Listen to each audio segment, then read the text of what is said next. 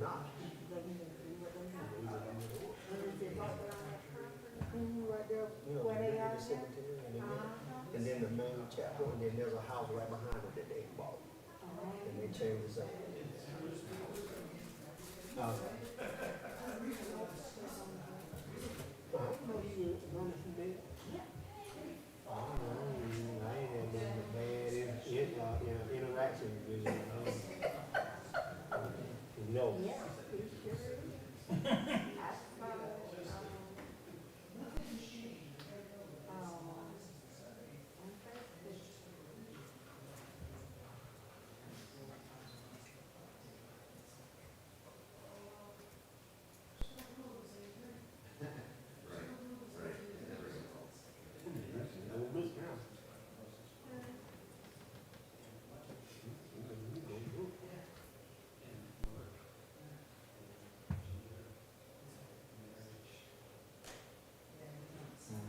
that's him. What about me though?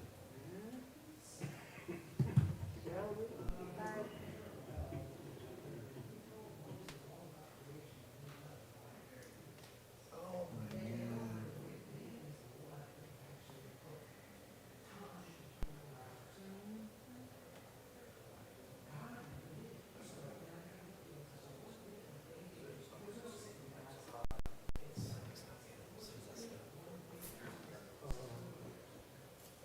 Let me see.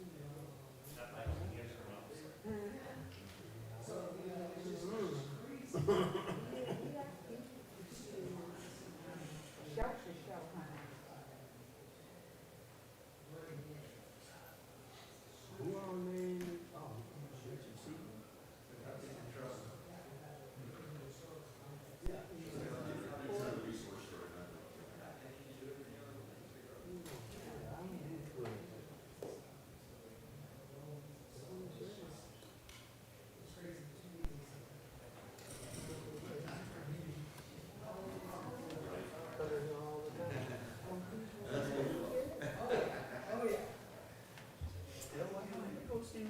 We got a quorum.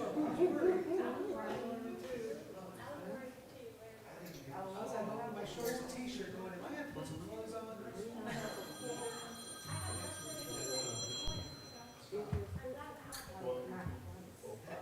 was like, put some clothes on, I'm hanging out. But then I thought if we did meet today, gosh, they would be crazy.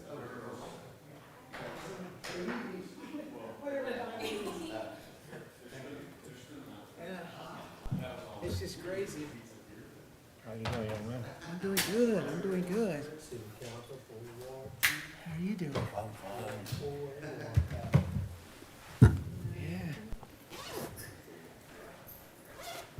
Yeah, I was wondering, I was like, are we gonna meet tonight or? Be like, see you later. No, that's right. Oh. Oh,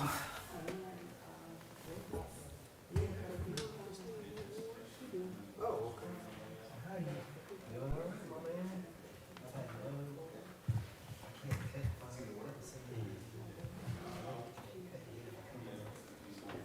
You know what happened? I could sign in, I actually went to the city page for the meeting stuff. It was on there? Yeah. Ah, okay, I got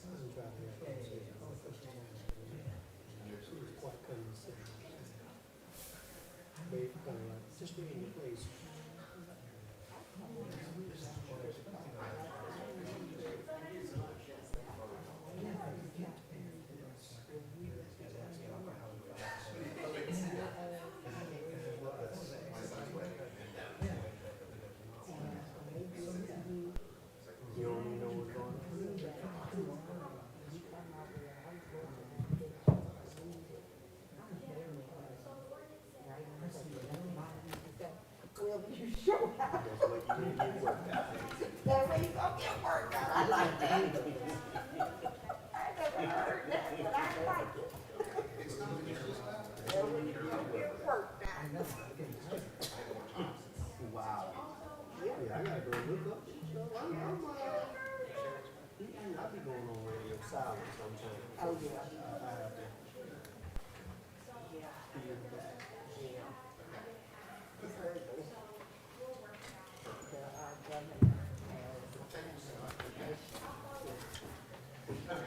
feel that. Oh, wow.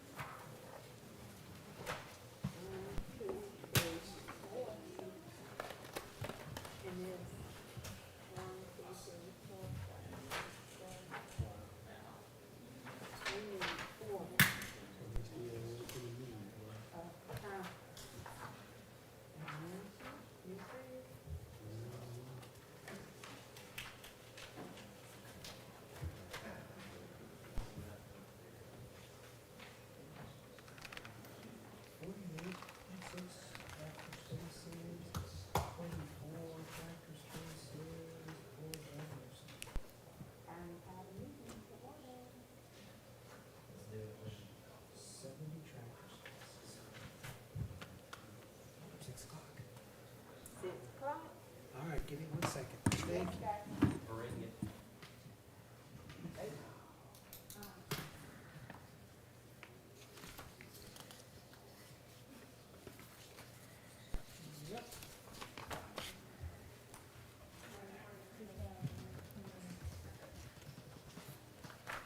All right, are we ready? Wait for, she can come back. All right, good evening. Welcome to the City of Douglasville Planning Commission meeting. I am Francisco Artley, the chairman for the Planning Commission. The other members of the Planning Commission are Keith Burnett, the vice chair, Natalie Fegan, Nathan Zachary, Joy Bates, Ralph Benton, and Mark Van. The staff members are Shaylee Reed, Community Development Director, Miranda Jordan, Staff Attorney, Marissa Jackson, Planning and Zoning Administrator, and Chelsea Tubbs, Planner 1. There are a few protocol items I need to make you aware of before we start the meeting. Please listen closely on how tonight's meeting will be conducted. Keep your comments and presentation on a professional level, dealing with the facts that are important for this commission to make its decision.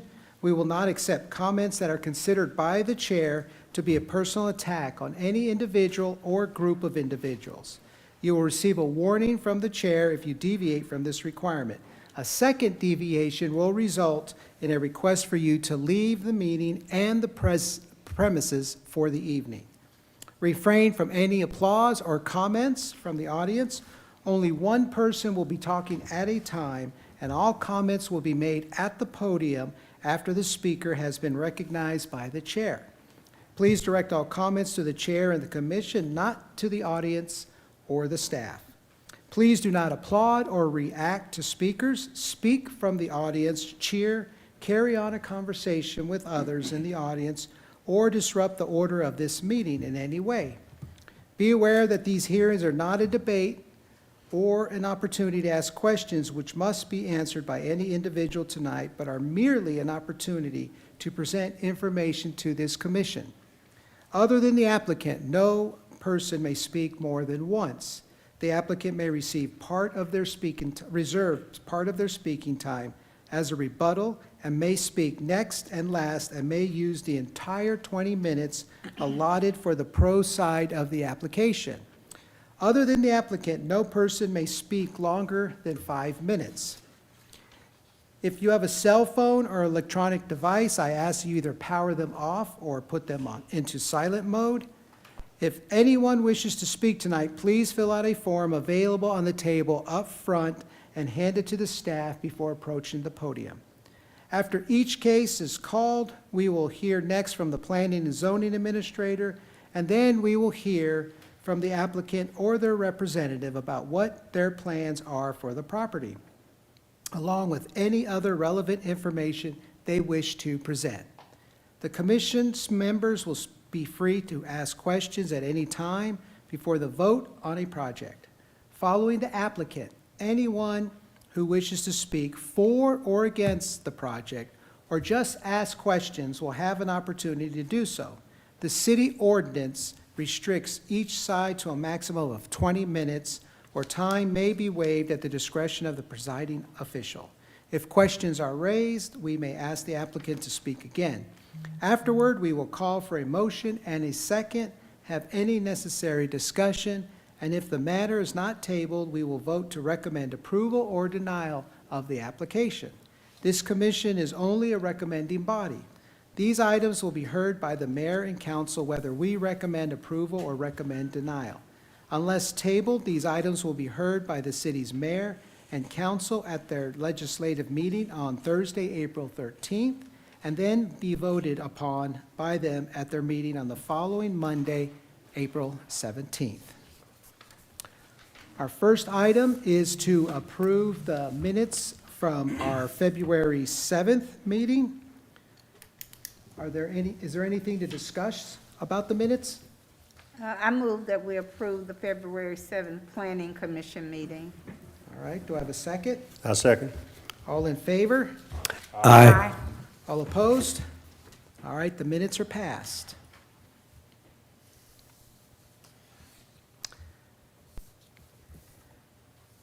The first case is item 23-057. Hold a public hearing and consider a request for a change in zoning from GC General Commercial District to LI Light Industrial District for plus or minus 17.248 acres, located on Bright Star Road in Land Lot 158, District 2, Section 5, Parcel 01580250072. Application by Native Development Group. Joseph McCory. Staff will now present the item. Good evening, Planning Commission. We missed you guys last month. The We first, missed you too. Marissa Jackson, Planning and Zoning Administrator, 6701 Church Street, Douglasville, Georgia. The first item is PRZ 22008. This is a request for rezoning. The applicant currently, we can go to the next slide.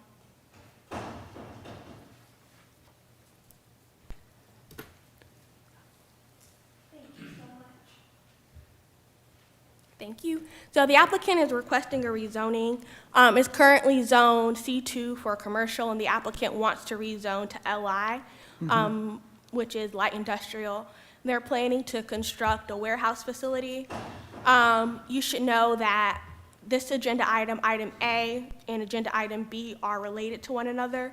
There are two items that are going to be part of the same development, but they're two separate parcels, which is why we're doing the rezoning separately, and there's a little more nuance on the next one that we're going to talk about in a little bit more detail when we get there.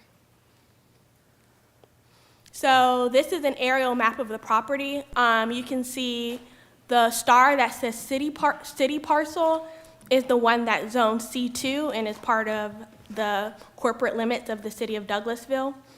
You can see it's at the intersection, at the T intersection of Bright Star Connector and Bright Star Road. You can see that there's a rock quarry a little bit to the west, and then south of there you can see that there's a residential single-family development. The current zoning, as we mentioned, is general commercial, and the future land use designation is regional activity center.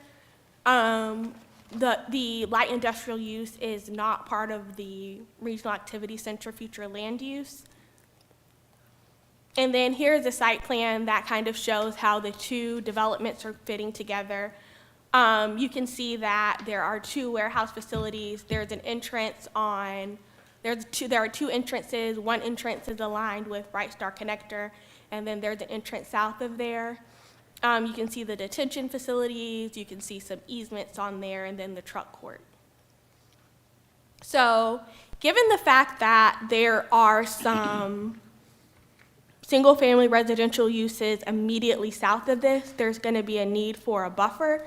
Buffers are part of the zoning ordinance, and they're needed to screen the industrial use from the single-family use, so that, you know, there are interruptions with lighting at night or noise, things like that.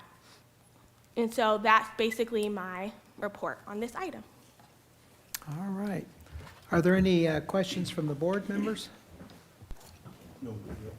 I have a question. What staff's recommend, I didn't hear that part. Staff recommending anything? So we're recommending a buffer. So we're recommending the 50-foot natural buffer. There are two in the zoning ordinance. We would recommend the 50-foot natural buffer. That's part of the ordinance, item 1. So if approved, staff is recommending the buffer condition. And would that be something that would be sufficient to keep down the noise of all the trucks coming in and out? You think a 50-foot buffer? So the buffer is what's required per the ordinance. Okay. We can also add additional conditions if there are concerns about screening, noise, lighting. Perhaps like a wall made out of brick or something. That's something that we normally would do or recommend in addition if that's the will of the commission for additional screening. But definitely the 50-foot buffer. Okay. Any other questions? All right, thank you, ma'am. Will the applicant come forward and state their name and address for the record? Tell us what you intend to do on this property. Evening, my name is Joe Fowler, Post Office Box 49 here in Douglasville, and I'm here with Mr. McGorry to my left, and then Michael Forlaw, who's the engineer who's drawn those plans that you have before you. I'll make a presentation, Mr. Chairman, of both of these together. There are some distinctions between the first and the second. I'll talk about that just briefly. Totally, it's 32.569 acres located in the city on Bright Star Road. The request is to rezone it to light industrial. The property has now been vacant, and it's been vacant for decades. Currently zoned CG in the city. I'll talk more about that in a second. And the annexation portion, just over 15 acres, is zoned residential. The proposed zoning, as mentioned by Marissa, is light industrial, and that is actually consistent with the surrounding properties to the east and to the north. First, though, a little bit of history. This property is part of the estate of a gentleman named Marvin Nodvin. He actually was the one who organized Marsand Douglasville. That's the owner on the application. He has now passed away, but a representative of that corporation is the one that's consented to the rezoning. And let me just link this up to what happened with this tract and Bright Star Connector. The property is not just part of the estate, but the estate has contributed significantly to the development of that road. For example, the city first broke ground on Bright Star Connector somewhere, I believe, in 2008. It was completed later in 2009. In anticipation of constructing the connector, the city annexed some of Mr. Nodvin's property. He was alive at that point. They annexed some of his property near the Bright Star Connector to form part of the connector from what he owned. And he was asked to donate that property for the right-of-way along with both drainage and construction easements. There was a written agreement in 2007 that documented that transaction, and the city determined the right-of-way that he donated to be $540,000. However, for budgetary reasons, the city gave Mr. Nodvin a credit of that amount, $540,000, to go towards future development. And that would be in the form of either impact fees or building permit fees for the property that he had donated. Unfortunately, he only had until August the 1st, 2017 to utilize that credit, but because the market was absolutely dead in that corridor at that time, he asked the city to extend it. They did not. That permission was denied. Interestingly, 4 years earlier, in 2013, Mr. Nodvin transferred a sliver of the property at the corner of Bright Star Connector and Bright Star for improvements and also for the eventual purpose of putting a traffic light there. But as everybody knows who goes westbound on Bright Star Connector and tries to turn left or right, it's not there yet. We think it's coming because of something that Silverman's doing in that area. The city portion, that is the portion that you saw on the screen a moment ago, 17.44 acres, it has been marketed for sale for years with no interest at all for commercial purposes. Then, however, in 2017, the industrial buildings that everybody knows about that are now on Bright Star Road, and there are 2 that front on Bright Star Road, one that's farther east that joins Highway 5. Those are 400,000, 300,000, and 500,000. Those were developed between the 2017 and 2022 timeframe. South of Bright Star Connector and across from this property, the city has approved the development of a building on the entire 98 acres of 1.2 million square feet.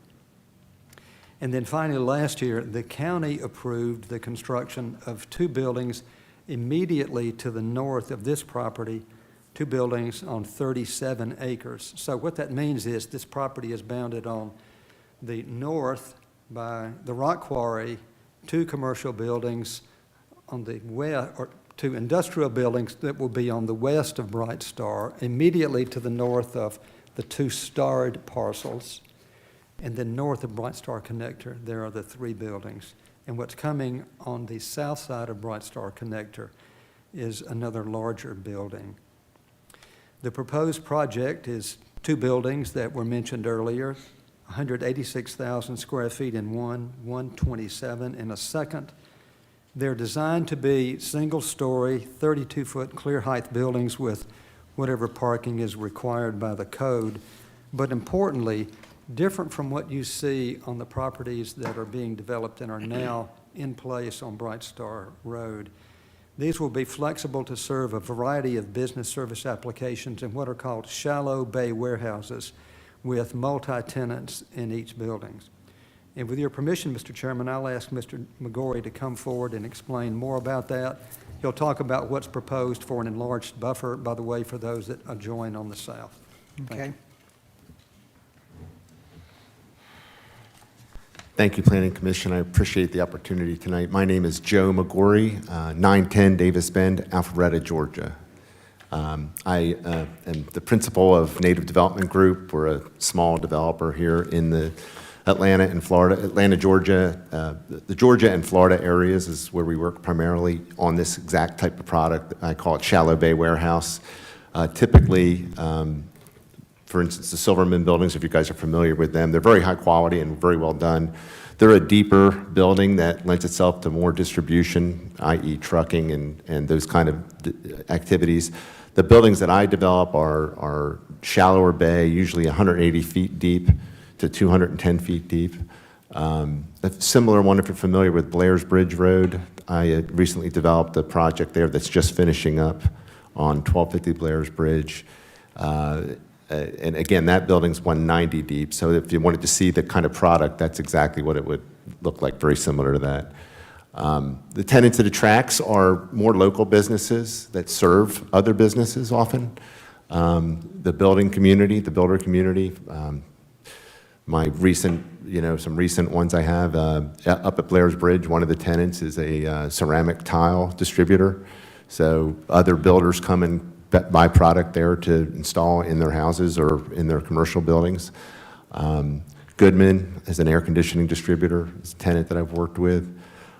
Recently did a deal in a project in Conyers, Georgia. Red Bull had their distribution, 30,000 square feet they used for distribution of the Red Bull product in that building. So that's the kind of tenants and activities you'd see in a project like this.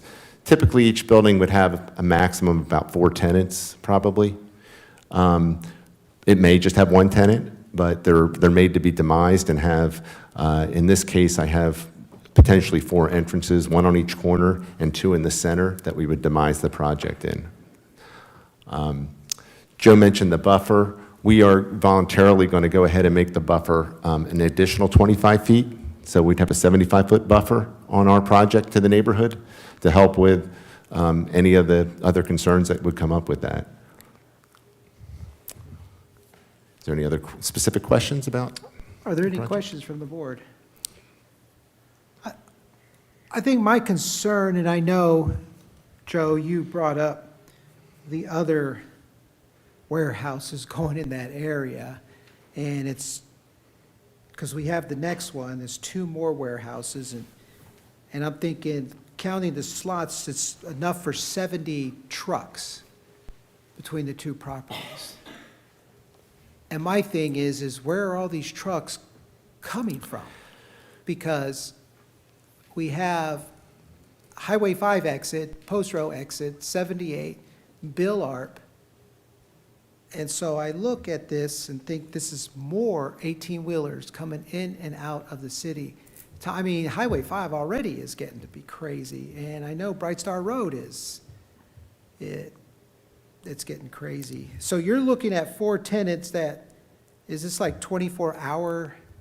No, I don't believe they'd be 24-hour type tenants at all. And I think this product doesn't really lend itself to distribution. So I have to build all the dock doors because the investors want to see that row of dock doors on the back of the building, frankly. I mean, they're not expecting all of them to be active. In fact, we may not put dock equipment probably on many of those doors. I recently did a warehouse in Fairburn for a group called Carolina Handling. They provide warehouse equipment to other warehouses. And we had 24 dock positions. We only put dock equipment on 5 of them. So they only had the need for 5 trucks to come in, in and out of the building. In fact, they put shelving up against the dock doors, and that was, so they're not even going to use those dock doors. So I think just because you see all the dock doors, it really doesn't necessarily mean they're going to be used. I think the drive-in ramps get used a lot more in these kind of buildings. The 2 drive-in ramps on each side of the building get a lot more use. So I don't see the truck traffic being very, very large at all for both of these buildings. I do think the 1.2 million square footer, that is made for trucks, and that's a different product, and it has its place in the market too. But Right. But mine is going to be, I think, we'll have a fair amount of employees for each project. It'll probably be 5 to 10% office as far as the quotient of office that are in that building. So there'll be a fair amount of office workers too, and not as many warehouse workers associated with that. Okay. It could be local delivery, more of a panel truck type of a thing Right. for whoever that is. So I have a quick question. Okay. Quick question. So if I'm looking at this correct, I know we haven't technically started talking about the other one yet, but, so we're basically going to have, for both of these that we're going to talk about, we're going to have, looks like the warehouses are sitting sideways, right? So, yeah, I'm kind of restricted by the pipeline, so it sort of, it kind of made it simple from a design. makes sense. So we basically have 2 warehouses all total with both things that we're talking about, not 4, just 2. Just 2, yes. Right. Yeah, just 2 warehouses. And they're a little smaller than what you see there. Again, when we kind of drilled down and really started to work it over the last 6 weeks, work it more, the south building will be 127,000 square feet, not 133. Were there any other questions from the board? Yes, I ma'am. have a question. One, have you talked to the community members who have the residential homes in that community?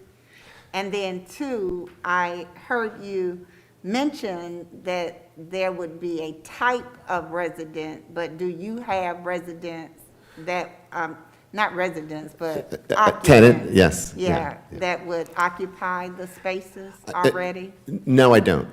In fact, everything I do is speculative, is what the word they use. And part of that is that tenants don't want to make, especially smaller tenants, often don't want to make a pre-commitment on a lease until they see the building up, because their fear is the building never gets built and they've made a commitment to you on the lease, and there's specific commitments related to that. I would love to have a tenant or tenants in tow, because it really makes the financing work a lot better than trying to do it speculatively.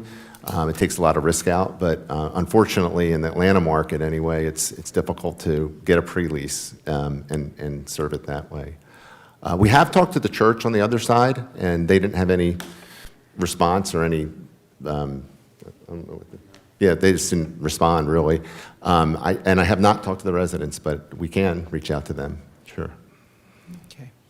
Letters would have been sent, but we've received no replies. And you'll notice that a good portion of what's to the west of that light blue detention pond is residences, but that's left exactly as it is, forested, undisturbed. It's just the section that you see below that building. Okay. Yeah, as it relates to being able to use the project, and that area is just too thin to really do anything with, so we're going to leave that out of this thing, and, you know, we're buying 42 acres, we're really developing, really when it gets down to it after the pipeline, about 24 of it, so it's a fairly minimal use of the existing property. Any other questions? Thank you, sir. You're welcome, thank you. Is there anyone who would like to speak in favor of the project, ask questions, or make other comments? Please come forward and tell us your name and address. Okay. Is there anyone who would like to speak other than in favor of this project? Please come forward and tell us your name and address. All right. Is there any need for further discussion? Do I have a motion regarding this application?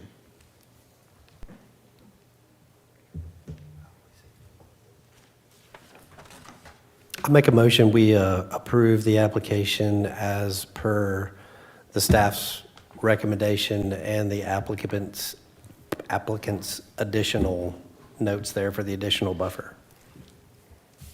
Is there a second?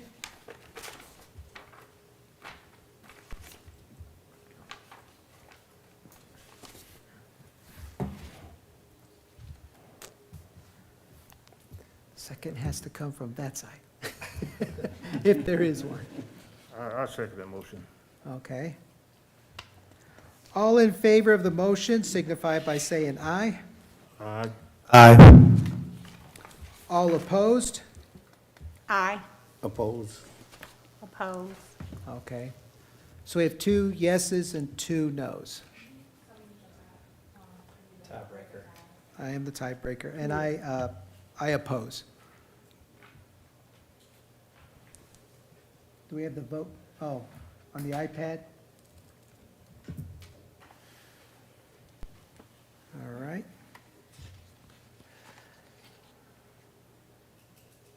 All right, the motion is, so we got one more person that need to, Mine is loading. okay. All right.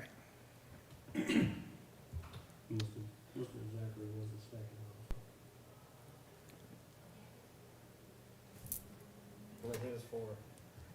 Yep, he was for, we had 2 for and 3 against.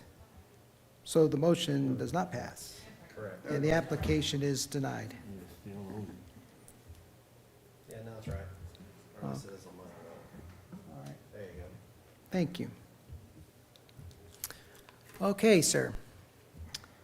The second case is item 23-059. Hold a public hearing and consider a request for a change in zoning from RLD Residential Low Density District County to LI Light Industrial District City for plus or minus 15.321 acres located on Bright Star Road in Land Lot 158, District 2, Section 5, parcel now or formerly known as Parcel 73, parcel ID now or formerly 01580250073.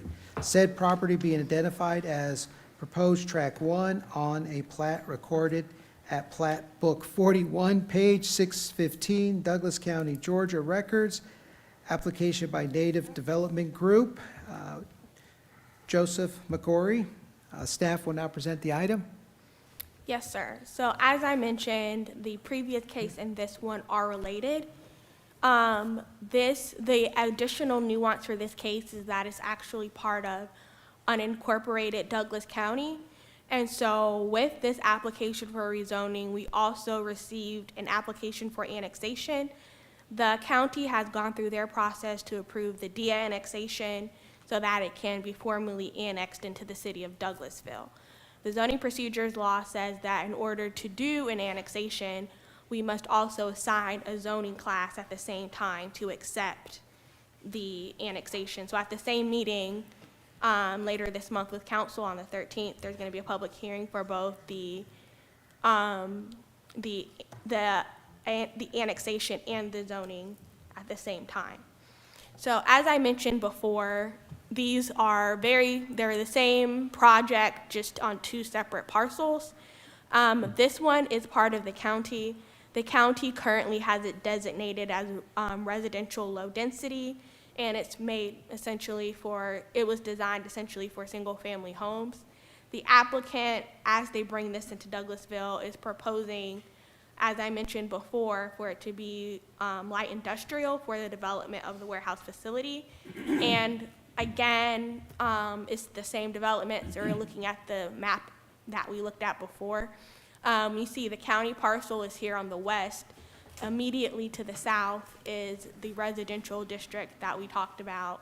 And then it's at the intersection of Bright Star Connection and Bright Star Road again. And then you can see where the county parcel is highlighted here. And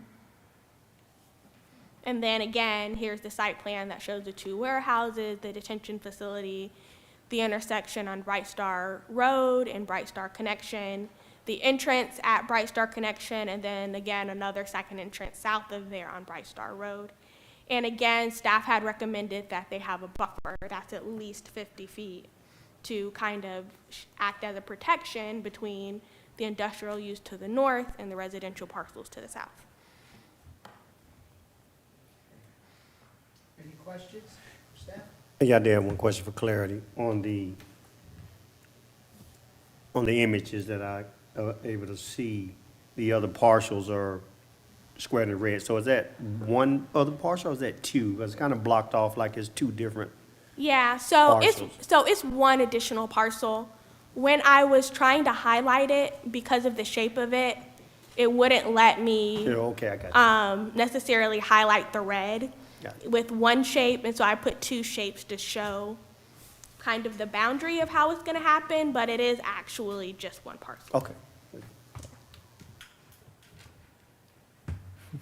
Thank you. Will the applicant come forward and state their name and address for the record? Tell us what you intend to do on this property. Joe Fowler, Post Office Box 49. Well, it's kind of moot at this point, given the action that the board has just taken. I know you're not going to reconsider what you've done, but this property has been open on the market for sale for commercial purposes forever, without any action whatsoever.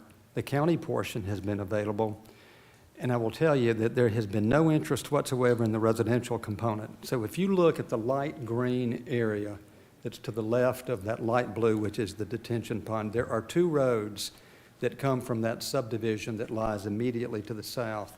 No one has ever sought to pursue the extension of those roadways into that narrow tract for two reasons. Number one, the proximity to the rock quarry. When they blast, this happens to that property. That's number one. And number two, because of the rock in that area. You can't even get sanitary sewer in that area if they had sewer in that location. You certainly can't get septic tanks. So the reason that whole tract was right for development was for the reasons that I just noted. Without approval of the first portion, that is, the approval of the city portion added to this portion that's coming from the county, it's a dead project. This property has been available by the current owner who did business with the city in the time frame that I discussed earlier, and their hands are just tied again. I would ask you, if you would consider it, to take into consideration those facts I just mentioned. That is, I know two of you voted for it, three of you voted against it, But that property has been sitting undeveloped for a long, long time for the reasons that I've just described. But if you are not going to approve the first one, the second one will be dead, the project will not go forward. Because we cannot develop half of it without industrial buildings. There's been no interest for it, commercial, so the project goes away. Now, of course, this is just a recommending body, we understand that, but I also understand that what you decide at this level is very important to the members of the city Right. council. I understand that too, and I understand what you're proposing. I understand that's more green space that is gone, but I also understand too the amount of warehouses that are going in that area. And so, yeah. Yes, sir. Joe McGorry, 910 Davis Bend, Alpharetta, Georgia. Yeah, I think from the truck concerns, the way our entrance is lined up, by the way, only the top entrance would be a truck entrance. The other entrance would be just for cars, the one that's south of the connector road. But I would anticipate all of the truck traffic, to the extent there is any, will go up and down Bright Star Connector directly. That will not be hitting the surface street of Bright Star Road necessarily. So from that standpoint, I think, you know, it's a 1 mile drive to 20, and Bright Star Connector obviously has been sized for that because of the other rezonings that the city's done, in my mind, plus it is a 4-lane road.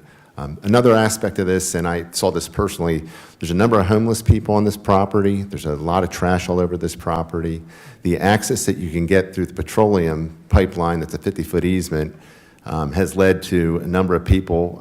And when I was out there, I saw 4 different people last month that are homeless, I guess, and living out in the woods. And that's a danger, I think, to the community over time. I know the sheriff came and cleaned it out last time I was there a month ago, but I think that's going to continue to be an issue with this property. So I think activity on the property will eliminate that. Finally, the pipeline itself is a restrictor for use of this property. We are working very closely with the pipeline company and making a lot of good progress, we believe, to get the crossing that we need.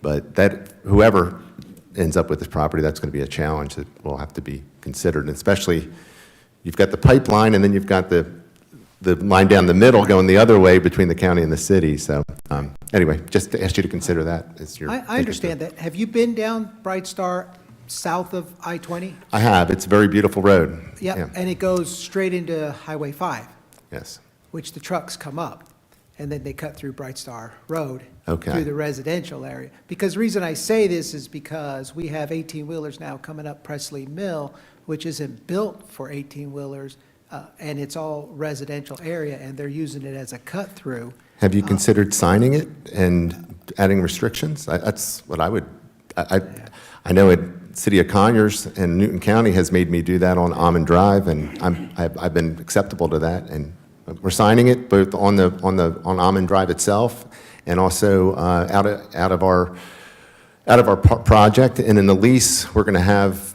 language that prohibits tenants from making the left on the Almond Drive and going down that way, just because we recognize that there's some sensitive residential areas sometimes that can get disrupted by that. Right. So if that's helpful, again, I'd be happy to adhere to that kind of a restriction. So anyway, thank you. Is there anyone who would like to speak in favor of the project, ask questions, or make other comments? Please come forward and tell us your name and address. Is there anyone who would like to speak other than in favor of this project? Please come forward and tell us your name and address. Is there any need for further discussion? Do I have a motion regarding this application? Might be mute, but I'm going to make another motion to approve as noted. Okay. Is there a second?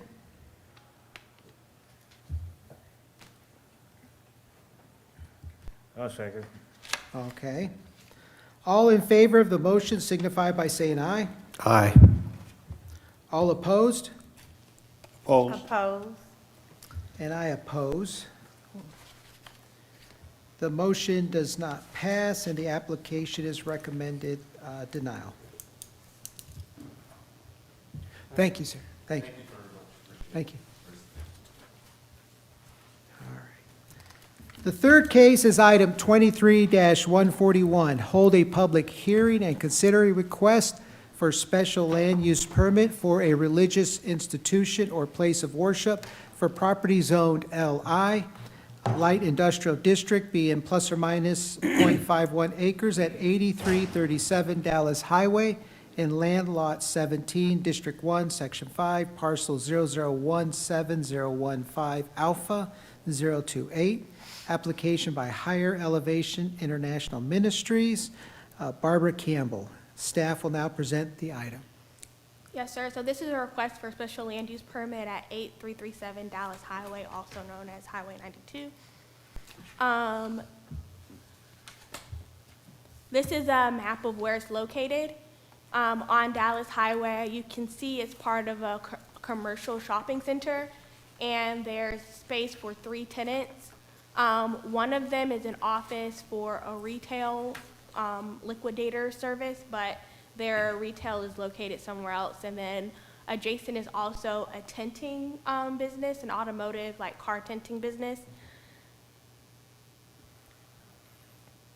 So basically, as you can see, the site is located light industrial. And then looking at the future land use plan, the future land use is traditional residential.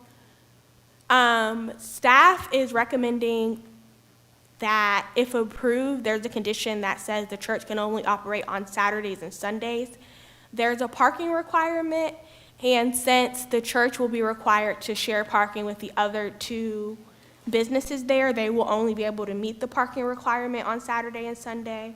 And so that's why staff is recommending that condition. Okay. Are there any questions from the board? What about, why does it keep doing that? What about after 5? After 5, it's reduced. I think it's like, let me not misquote, but we did check the conditions after 5. I can research that really quickly, pull it up for you. I was just curious. Yeah, I 'Cause- think after 5, it's reduced to either 10% or 25%, but I'll have to double check my notes and get But back it's, to you. yeah, because most places of worship don't meet during business hours anyway, normally, right? Yes, sir. We did double check. Okay. All right, thank you. Will the applicant come forward and state their name and address for the record? Tell us what you intend to do on this property. Good evening, Mr. Chairman, the Planning Commission. My name is Barbara Campbell. Address is 8337 Dallas Highway, on behalf of Higher Elevation, Douglasville, Georgia. The reason that I'm here is I want to start a church. And we found this property and it was available. And we want to, continue to have services at this place. Okay, so you're doing a church plant, is basically what you're saying? Yes, sir. Okay. All right. Are there any questions from the board? I have a quick question. Where are you currently meeting now? We go in on Sunday mornings, just me and some family members right now, and we live stream the rest of the congregation over the internet. Got it, okay. Okay. When you say you go in on Sunday morning, you go into this location that's in question tonight, or some other place? This place that's in question tonight. Okay. And are you able to adhere to Saturday and Sunday only? Well, as of right now, we do our weekly service on Zoom. But we would love if we could do a weekly service during the week. That would be after 7 o'clock for Bible study. So I think they said, what'd you say, 48 parking spots? Or how many? 17? Okay.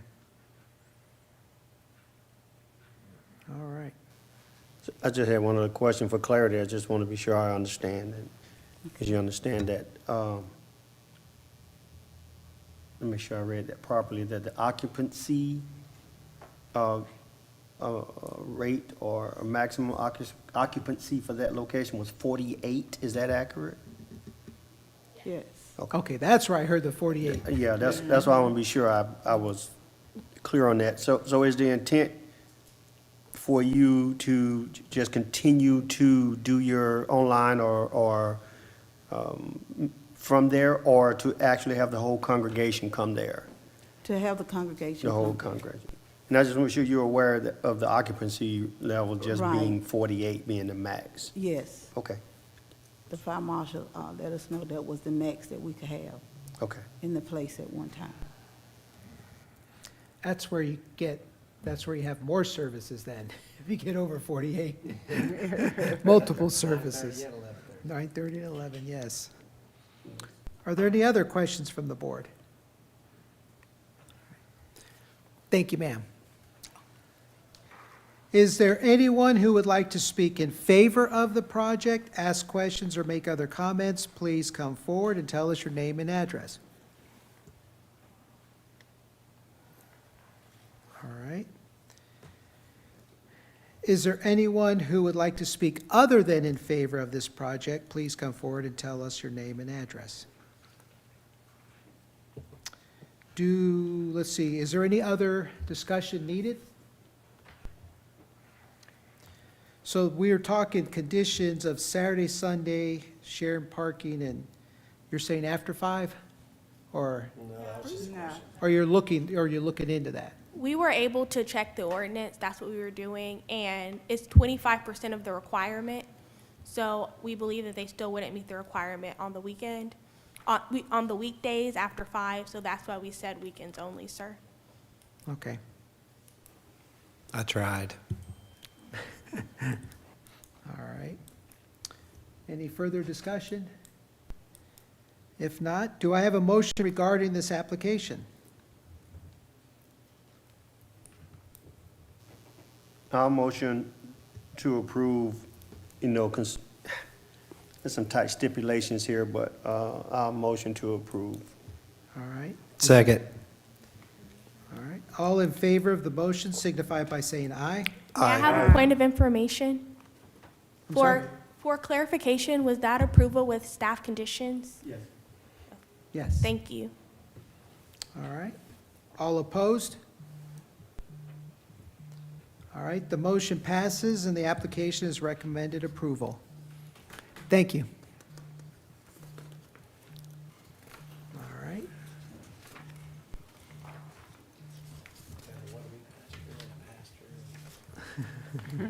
Thank you. So the next item on our agenda is a presentation by our consultant that we've partnered with to complete the City of Douglasville's comprehensive plan update. So as you all know, the state of Georgia requires us to update our comprehensive plan every 5 years. It's a state requirement, so that's why we do it, but it's also a great opportunity for us to connect with the community, do some visioning, look at our future land use maps, and help to guide the city based on what people are looking for here, but also based on our population projections and some of the things going on with our businesses. So our partner, Kalanis Johnson, with Goodwin Mills and Kaywood, is here to do a presentation with us. And there's also an activity that we're going to do with you and try to get some feedback and information back from you all about what it is that you're looking for. So I'll hand it over to Kalanis. Okay.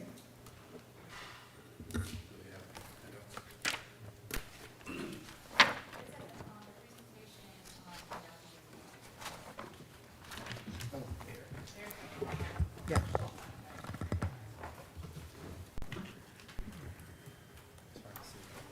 All right. But actually, I wanted to keep. Good evening, Mr. Chairman, fellow Planning Commission members. Kalanis Johnson, Goodwin Mills and Kaywood, 801 Broad Street, Suite 900, Augusta, Georgia, 30901. Thank you again, Marissa. Thank you as well. Ms. Axton, it's a pleasure to be here. Got been a great client in GMC. It's a pleasure for us to be here working with you guys. And so I'm glad to have the opportunity to speak to you all tonight regarding the comprehensive plan update and what it entails.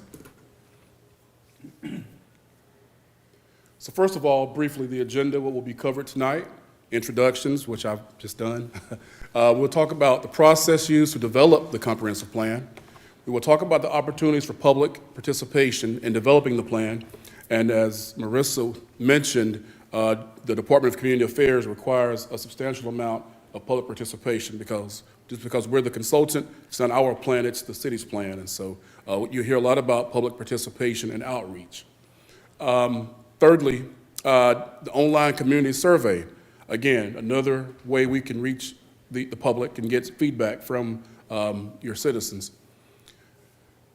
We want to obtain input on the proposed planning issues, which will be a joint effort, a visioning effort, which I'll discuss shortly. And finally, tonight, we will have questions and discussion. And that's the items that you all have: housing, transportation, economic development, so on and so forth. Want to get some feedback from you. We did something very similar with your your city council, where they gave us just off the top of their heads issues in terms of stores, developments, green space, so on and so forth. And we will show you how a comprehensive plan update can help to address those issues. And so hopefully you all will share some of your thoughts as well. First, who's involved? Well, the project team, again, it's a joint effort. It's our staff and the City of Douglasville staff. And again, Shayla and Marissa have been just exquisite, just very, consummate professionals. And so we thank them, as well as your core planning team. We had an initial core planning team, which is a leadership group of various department heads from the city, engineering, parks and rec, roads, just to name a few. These are individuals do their daily activities. Some of the things that they do on the ground will encompass or involve some of the elements of planning. And so they were the first group that we met with. Public open house meetings, actually I'll go into detail about those. We actually have them next week, April 12th and April 15th.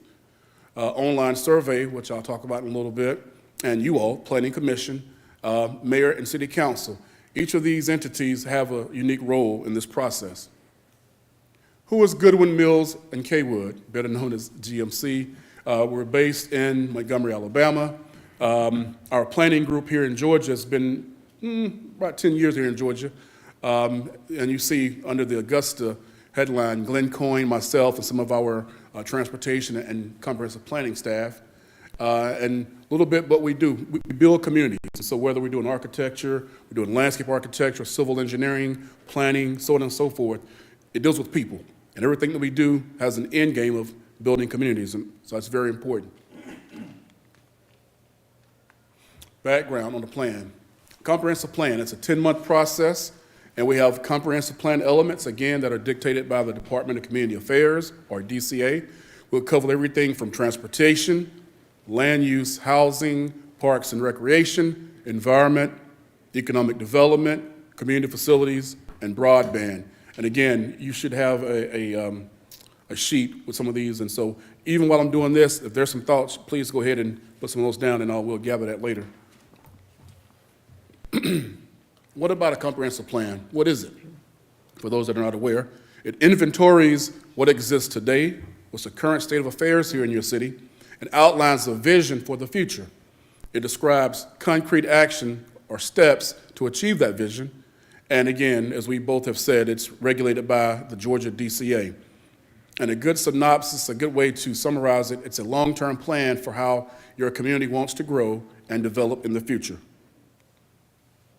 Again, more background. It answers questions in terms of mission statement. Where are we? Most cities or counties have a mission statement. This is who we are, this is where we are now.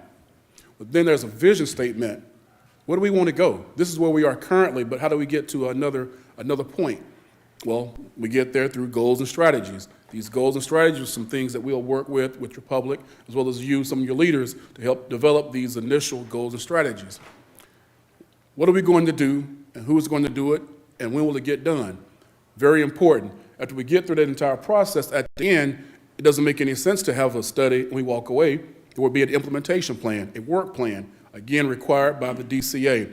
Implementation plan will say who's doing what, the cost, the timeline, and it's something that you can go to for benchmarking and annual review. It's a fluid document. Think about a fluid process, and as Marissa mentioned, it's done every 5 years. You're thinking about growth. There's a census every 10 years, but if you wait every 10 years, a lot of things could happen. So, and here's just a graphical depiction of the plan update. Data gathering, community visioning, goals and strategies, and as I mentioned, implementation plan. We are probably in between data gathering and visioning. We'll have our first meeting with the public again on the 12th, and then we'll have another meeting next Saturday on the 15th. We've also, there are stakeholders. I think there's a slide that mentioned that. Individuals that have been recommended by your leadership. We had 6 stakeholder interviews last week. Very insightful, very engaging individuals, whether it was civic involvement, work with the chamber, business owners, and the like. They gave us another perspective. Because you think about the public, you think about business owners, you think about technical individuals, Georgia Power, you think about educators. Everybody has a different perspective, and even you as leaders, but all this goes into, kind of funnels in, if you will, into developing this vision for your city. Implementation plan again. How does it get, how does it work? Well, there will be a table at the end of the process. We will indicate the responsible parties to each action, whether it's protection of green space, for instance, more bike lanes, or something dealing with certain types of housing development or mixed-use policies. We will indicate who will be assigned to actually do those actions. And then it will also have a column to identify partnerships. Will it be something that you have to work with the state? Will it work with a nonprofit? Maybe the city or the county, if it's intergovernmental, joint city-county. It will also assist in aligning funding streams and identifying grant opportunities.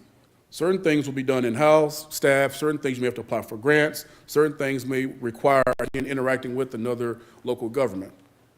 And as I mentioned, very important, it's a fluid process. It can be updated as circumstances and priorities change. Typically, there's an annual update for your implementation plan. Core planning team, again, we met with these individuals on the 6th of January.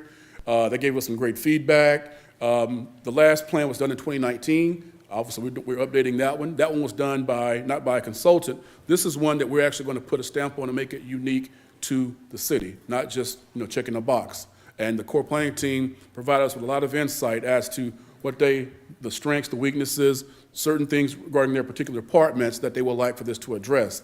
They will help us to get interaction with other stakeholders, public. They provide us with relevant data, input to the project team. And they will also be key in reviewing drafts of planning documents when we get to that point of actually doing reports. You all, Planning Commission, again, you will help guide the public involvement process and provide input on the elements. You guys rep the community. You will share your expertise on the ground knowledge of the city and local community.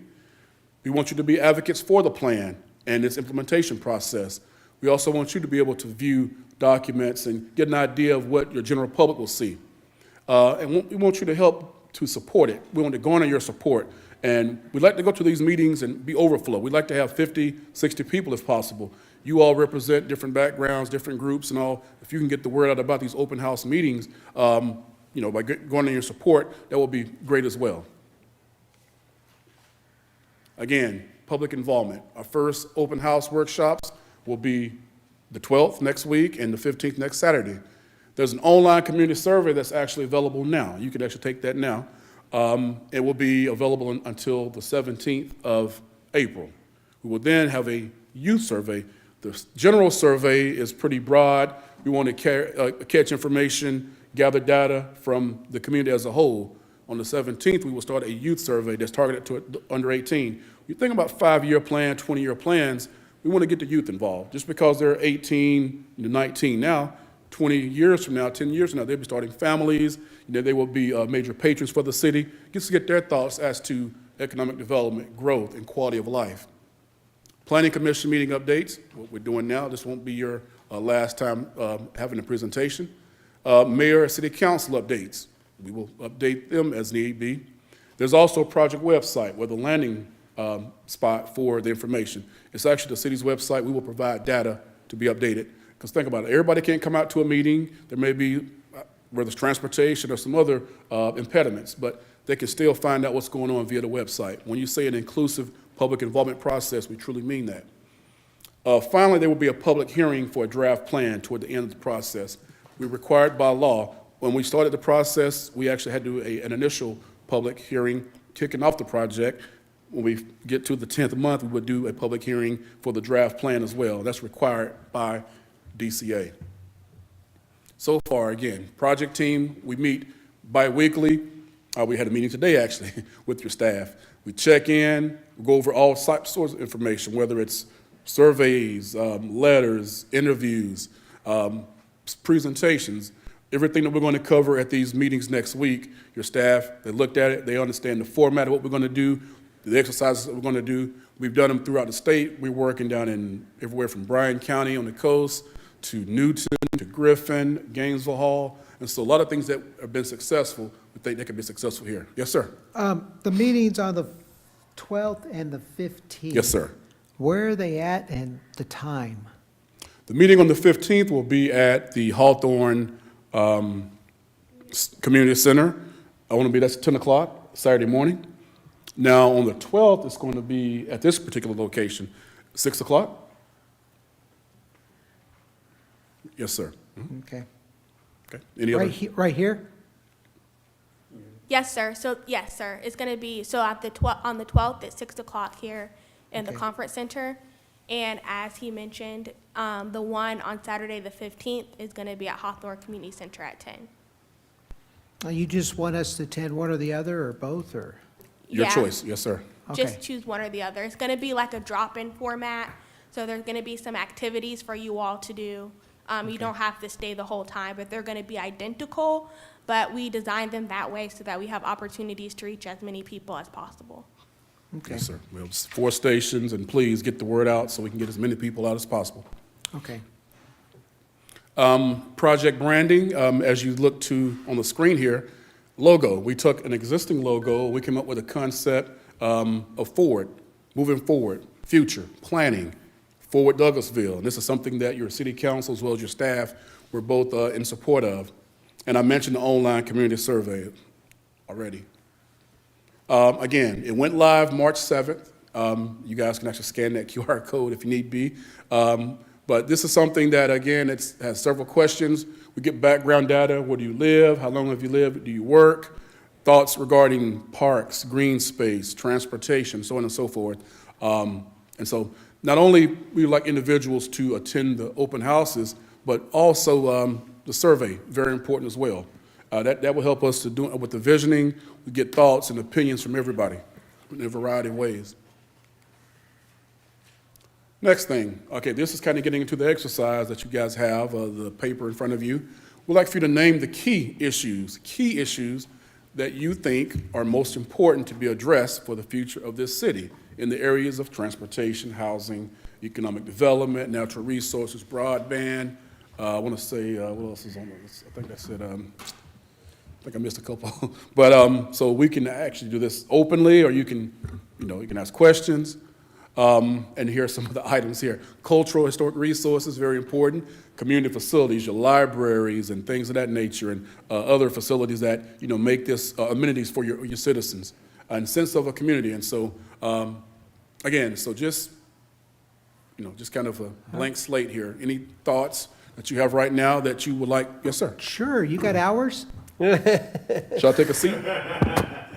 I just think for me, just to touch on a couple of these housing, as I look at housing, and I understand development, and I understand, wanting to provide housing, I think, one, that is out of control, because between the county approving stuff and the city approving housing, and really, I don't think we really know how many houses are being built. And from the subdivisions I've seen and what's come before us, I think there's a lot of housing that, I don't know where the people are coming from. That's one key issue. Plus, the key issue too is with a lot of this housing coming in, are they going to put sidewalks? Are they going to put in bike lanes, which kind of comes down to you know, the transportation thing. I run all over this city, and I ride my bicycle all over this city, and it's, Me too. and it's crazy. I mean, have you guys ever, you see Chapel Hill? I've ridden my bike up Chapel Hill. That thing is crazy. And I mean, Highway 5, and so I look at the housing. Mr. if it's- Chairman, those are the kind of things that a comp plan can help to address. Right. Recommendations, for instance, you mentioned, and a couple of things you said, but one that struck me was with the housing or sidewalks being required Yeah. along the frontage, inside. If not, that's something that through ordinance updates, through code implementation, that can be done. And if it's not already in your code, that's something, if enough people say that it's important, and, you know, you mentioned it, and if public, if the surveys, we're hearing it, everybody's saying the same thing, different, you know, we're hearing from different, that's something that needs to be addressed. And we can put a recommendation in, and I've worked in local government before as well. We had where there was a requirement, when a developer came in, whatever, residential, commercial, you had to put sidewalk along your frontage. And we also recommended certain types of development inside of it. One side of the street, both sides of the street, ADA compatible. If it had parks and recreation and things for kids and dog parks, trails, those are the kind of things that, you know, this is your city, and, you know, you don't want to stifle development, but at the same time, you want to make sure that people are bringing a quality product to your city. Right. If those are the kind of issues and the kind of elements you would like to be as part of your development process, that's what this And then, can like, address. Go ahead. Yeah, since we were on housing, I think, and I guess that was something have to be addressed in a different category. But the developments are coming. However, I know there's generational differences about owning property and owning houses, but they're coming, developing, and not selling. So you're getting They're a developing and not subdivision selling? developed, owned by bigger companies, and they're Oh, renting the the build to entire rent. subdivision. The build to rent subdivisions? Yeah. Yes. That's something that's a nationwide, it's an industry issue, and so that's something that, again, certain local governments, you can limit it, you can't stifle it, but that's something that you can wrap your arms around, and so is that what you want? A lot of local governments I've worked in or lived in, and they have certain mindsets about renters and so forth. They don't want apartments and all, but with corporate housing and individuals moving, changing jobs, a lot of these younger individuals don't want to be saddled with a 30-year or 15-year mortgage when they know they'll be somewhere for 2 or 3 years. I've done coordination efforts with the D.O. Horton, some of these builders. They had subdivisions. There's one in particular I know down in Noonan, Coweta County. As soon as you get off the exit, they have a regular subdivision, and across the street they have a build to rent. The build to rent, a lot of people like it. No roofing, no lawn maintenance. They're taking care of everything, but you're paying a pretty substantial amount, you know, and so it's just one of those things. There's a concept we call life cycle housing. Where are you in your lifestyle? Are you just finishing school? Are you in your late 20s, starting a family? Or you may be empty nester, maybe in your 70s, and you're on the downside. You're tired of mowing grass, cutting trees, and things like I have to do all the time. And you want to get into maybe a townhome or something. You don't want a 4,000 square foot home. And so the life cycle concept means that have housing options to attract all as much as possible. And so, again, that's one of those items, issues that if you guys could, you know, on your sheet there, we can address. And these are the kind of issues that at our public housing workshops that we'll have, open house meetings rather, talking to the citizens at the different stations. This is the kind of feedback we like to get. Again, if we're hearing the same thing from different sources, it's something that should be addressed. Right, and then like the commercial office, industrial and economic development, I mean, the amount of warehouses that are trying to come into this city versus, you know, where's I know, like, the mall is struggling because everybody has this mentality to eat at home, to shop at home, to have everything delivered. But I think if we had smarter economic development and tried to bring in some more businesses that people would want to go to, and even local business owners and stuff like that. Yes, sir. I mean, it's just when people keep seeing warehouses, then okay, if you keep building warehouses and you keep building houses, nobody's gonna come and want to buy houses in a city that's all warehouses. Is there issue the amount of warehouses or the locations of them? Because one thing that Location. nice planning is making sure there's a certain zone, a certain land use for a certain type of development. Right. So is it the fact that there are warehouses, are they arbitrarily throughout the city? Or is it just, they're in the right area, is it still just too many of them? Well, I've noticed too, like the ones that are on Bright Star Road and Highway 5 now, I mean, they're ugly. They went up and they tore down all that green space and they're ugly. So that's, I with don't that, care. and hold that thought, that's something, again, work with your staff, maybe Yeah. have some policies to say, hey, depending on the size of it, Yeah. there's impact fees, you could have green space, you could have buffers to protect. If you're adjacent to a residential area of some sort, maybe make your buffer 50, 75 to 100 feet, meaning that people can't see it. Look at the Peachtree cities or some of these other municipalities around metro Atlanta, you'll drive down these areas and you'll see the trees. There's light industrial back there, but you can't see it. Right. Now, to your point about quality materials, again, that's zoning, that's code. Maybe you want it to be of a certain type of material. Now, again, you're not trying to stifle development, you're trying to have a better quality product. Well, see, I look at too, because it kind of environmental and stuff like that. I know the one off of Fairburn, right off I-20, as you're coming down west I-20.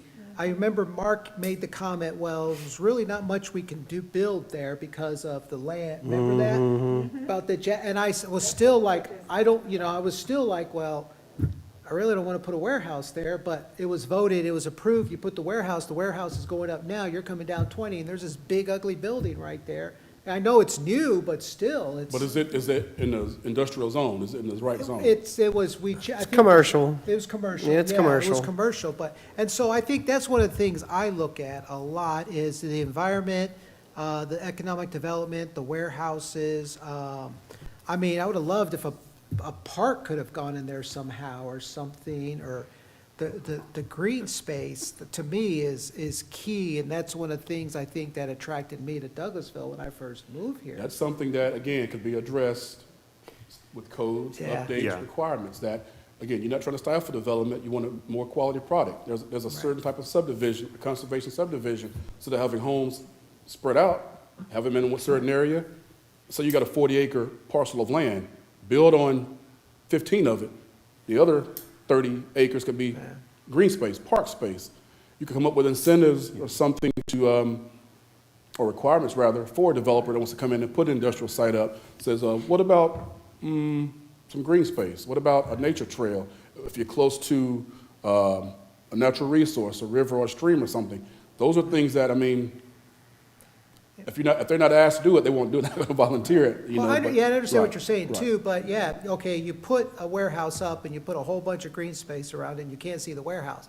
But I'll tell you what, I see them trucks coming in and out and up, and I see them trucks, when you got 3 trucks Right. on the bridge on Highway 5 that are hogging up the traffic, and they're doing a U-turn. I don't know how they're gonna do a U-turn. Semis, some of the semis, have Yeah. you seen them do U-turns on our roads? And I'm like, that's why when we have the developer comes in and says, well, you know, we'll tell our drivers, the drivers won't come down these roads. Trust me, drivers are in a hurry, drivers need to drop off their load, and they need to get moving, and they're gonna turn. I had us, in our subdivision on Presley Mill, I had an 18-wheeler, and I'm yelling at him because he almost took out our sign, our entrance sign to our subdivision. Yeah, I think centralization is probably key for that, because we do have them kind of scattered. And I think that's kind of where Douglasville was, but then this is a plan to where we're moving to, right? And so I think that those considerations have to, come into alignment, like, yeah, we know we have all these things scattered all over the place, but we need to kind of organize, because all of the warehouses, they want to be closer to the interstate, and right off the main artery. Yeah, we know we're looking for these ideal spots, Riverside, they're looking for these ideal spots, but at the same time, those are also ideal spots for other development, so that you can have, your Peachtree City kind of areas, and you can have Mixed your. use, you mean, shopping, retail, that kind of thing? Exactly, And exactly. that's what It's- concerns me, similar with Douglas County now having an explosion of expansion and warehouses and light industrials coming in and taking up land that has not been occupied and has been vacant,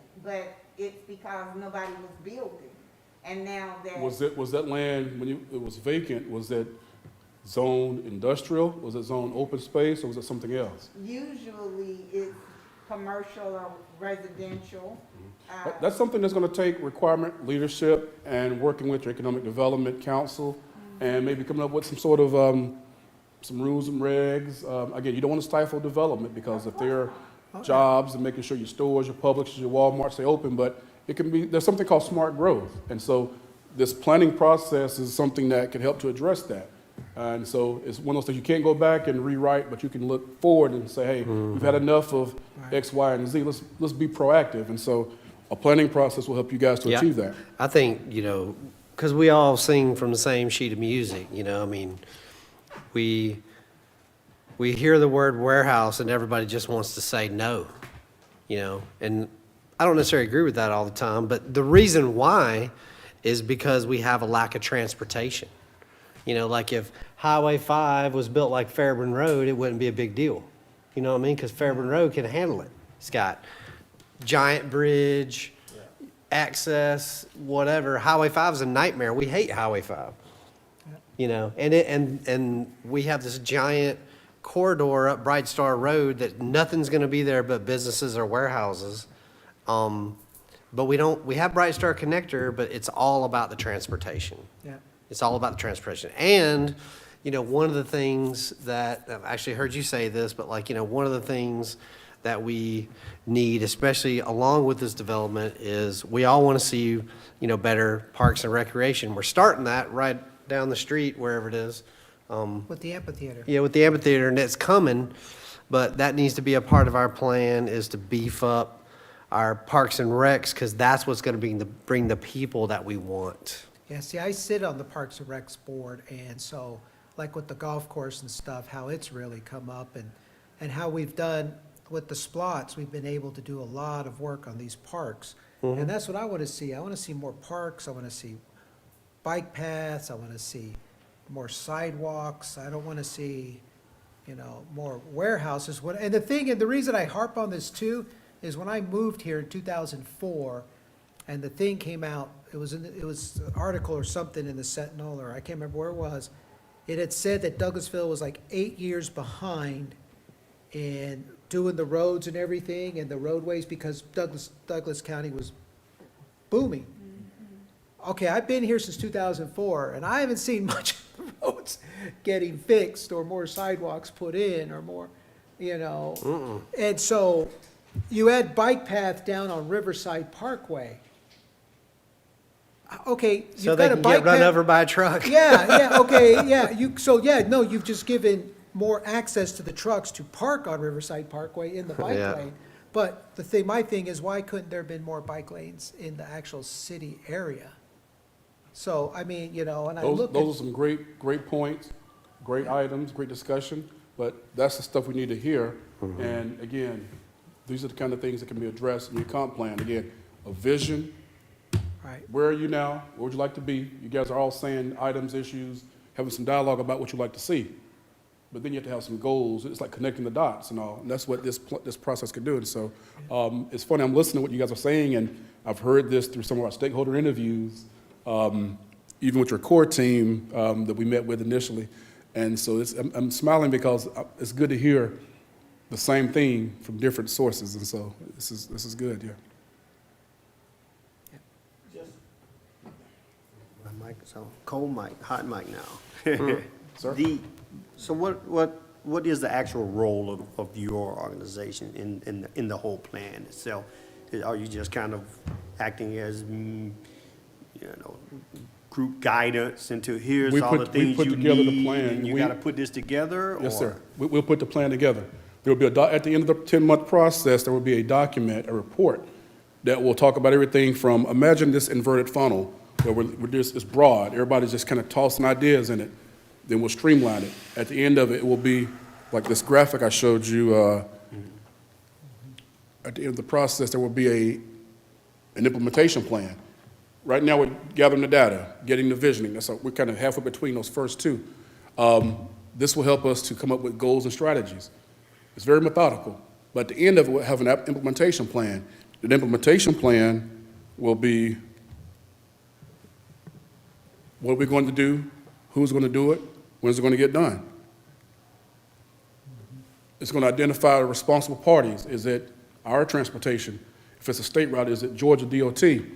If it's something in the county, maybe it's a city-county joint effort. Is it transit stops, maybe with your Connect Douglas Transit folks? And that's partnerships, public, private, and nonprofit. It can help identify funding streams, and because it's a guide, it's a framework. It's like a roadmap. You don't know how to get from point A to point B without some sort of guide. This comp plan will assist with that.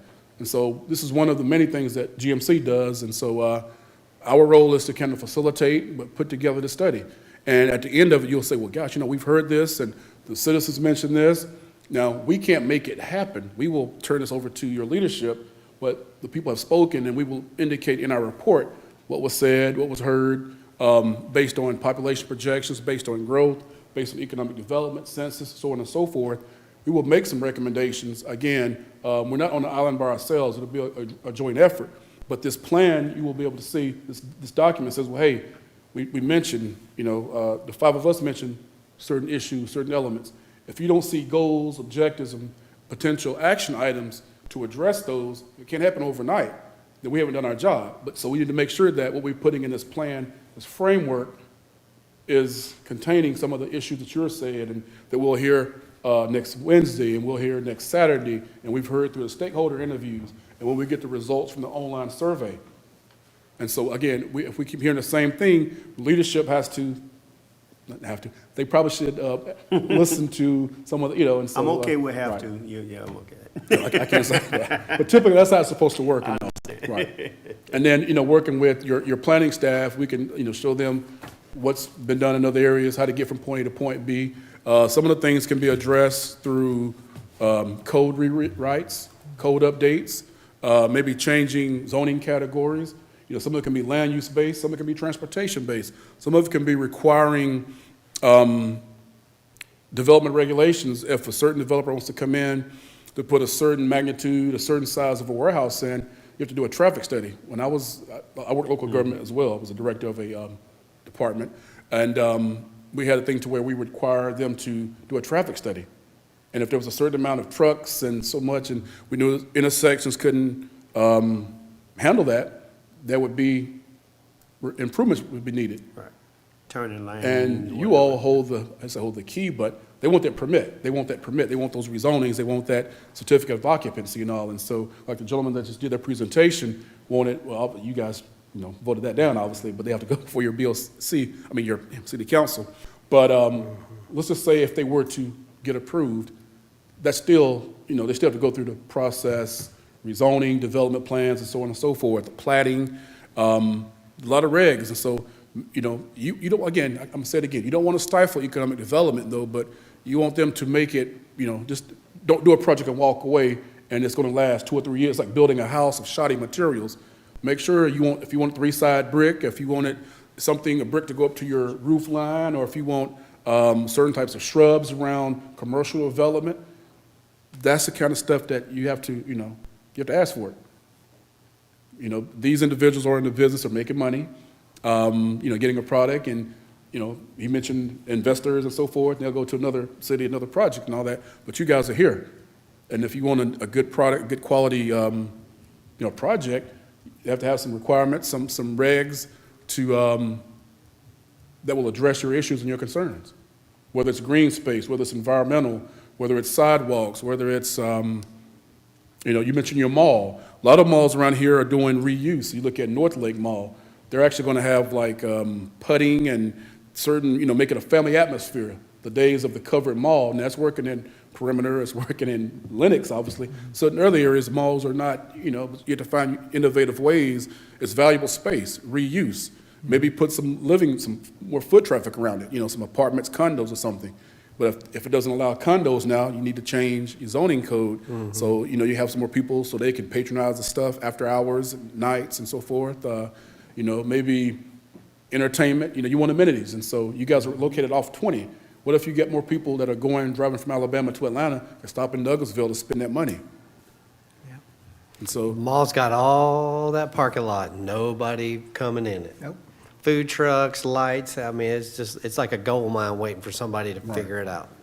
but there's nothing new under the sun. There are other individuals around, not only in Georgia, throughout the country, that have showed cases of mall reuse. I was in absolutely. graduate school back in the olden days.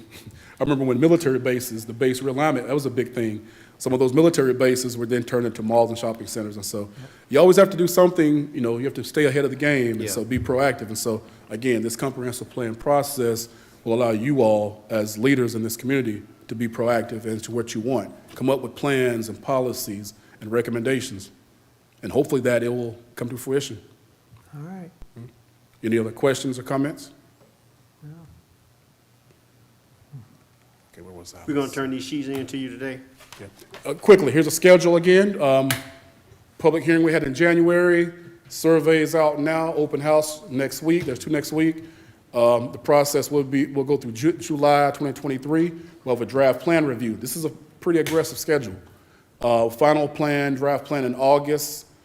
We have to submit this, we want to give 45 days to the state.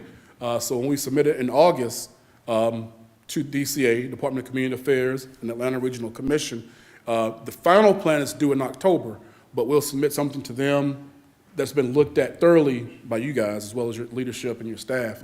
But the final document is due October 2023, so you can be compliant with DCA. So, but yeah, you can, your information that you're writing on now, obviously I don't want you to put pressure on you now. You can give it to Marissa, and we talk again all the time. She can email me tomorrow. Like I said, we had a meeting with her today. We'll meet again, with every other Tuesday? Bi-weekly meeting, yes ma'am, so. I just have one other question Yes, sir. pertaining to the broadband. Are you speaking to broadband to each person's own residential, or are you talking about a footprint in the city downtown? Typically, this is something that DCA is a new requirement. Most cities, it's not a big issue. You're in an urbanized area with fiber optic, you normally don't have any issues with it, but a lot of times in rural areas, I don't want to mention some of the ones that are working in now, but some of the outlying areas, they don't have the best reception and so forth. The pandemic showed if there's another issue like that to occur, that individuals have to work, school, be able to get their assignments and all. But it's just not only having internet broadband, it's almost like having the top of the line internet service. And so that's something that, are there any issues with it? Have you heard people complain about it? Again, most municipalities, not big, you guys have data centers here.